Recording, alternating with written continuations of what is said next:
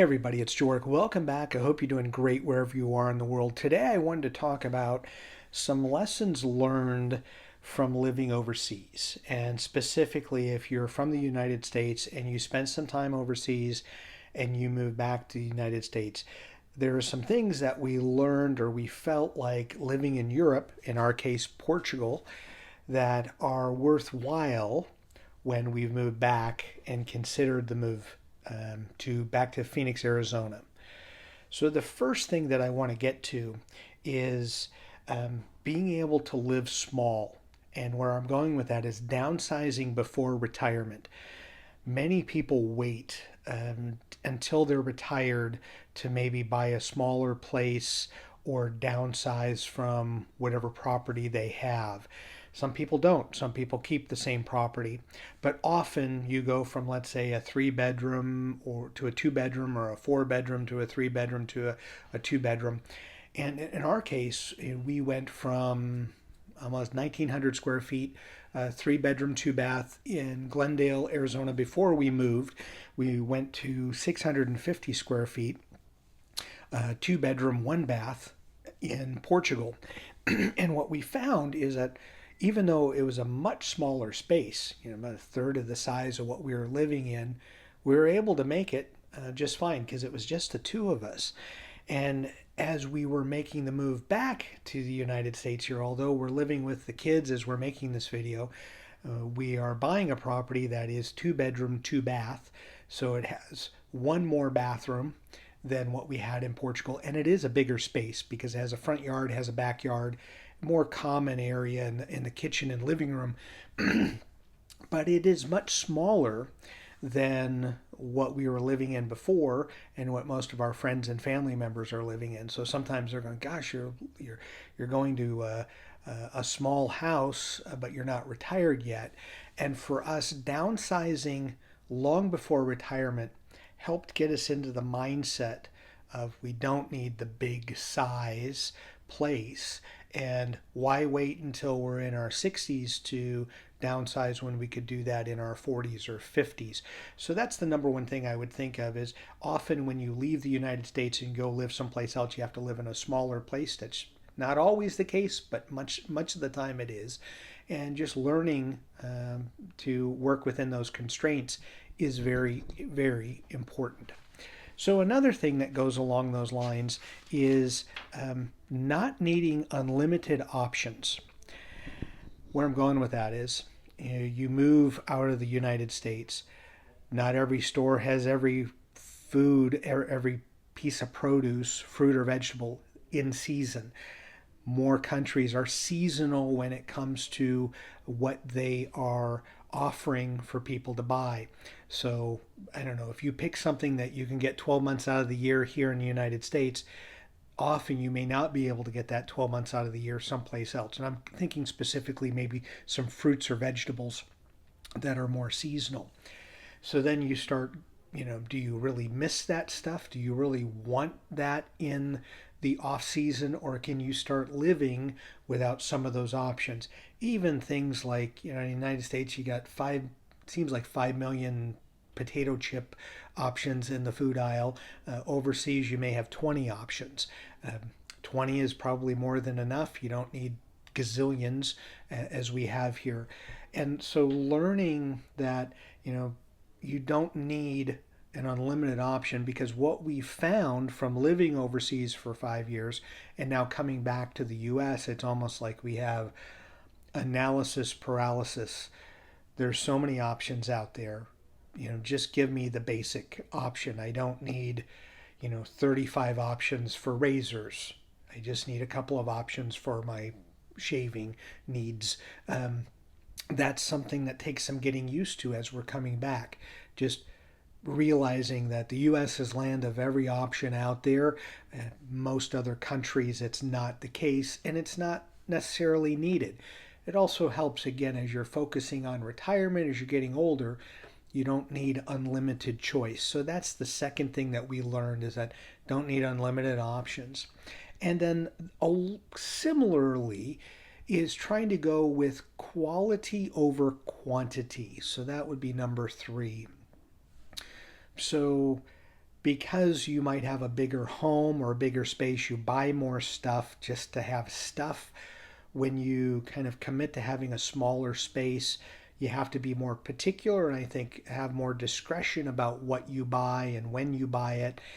So, what we've done when we were overseas, we tried to buy better quality versus knockoff or more generic. And as we're coming back to the United States, um, trying to use that same thing now, often quality costs more, but trying to make sure as we're going to be furnishing this home and whether it be pots and pans and you name it, trying to get stuff that will frankly be around as long or longer than us. So again, trying to get quality over quantity is a big deal, I think, in my case. And I think as you are making that decision, if you're going to be living abroad and moving back, I'm curious what your thoughts are. Did you get small and learn how to work, be more economical in the size of the place you're living? Did that change or impact your feelings on what you bought and how much you bought? Or did it not make any impact at all in what you were doing? I'm very curious if you have some ideas on that. I'm very curious to hear what you have to say. Um, and then the last thing that I would think about, and this is wherever you're moving to, as well as if you're moving, when you're moving back to the United States, is I would say often don't believe the hype.